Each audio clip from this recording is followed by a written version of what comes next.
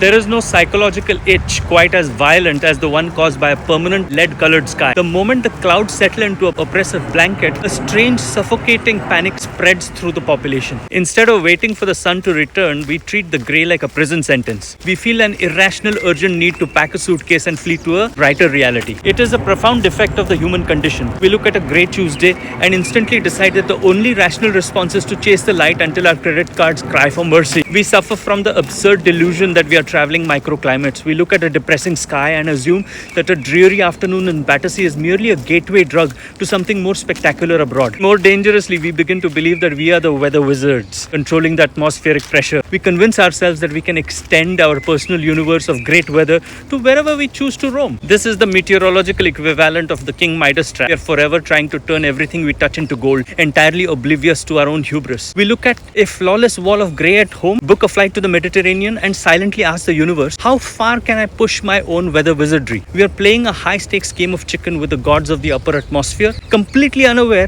that our arrogance is about to backfire. But the weather gods, they possess an impeccable sense of comedic timing. The exact moment we board the aircraft to escape the gloom, the deities retaliate. We spook them into inviting the dullest, greyest, most depressing climes into our holiday. We land into our chosen paradise just as an unseasonal, torrential monsoon begins, punishing us for trying to negotiate a surplus of joy. And then the final crushing humiliation occurs during the repatriation phase.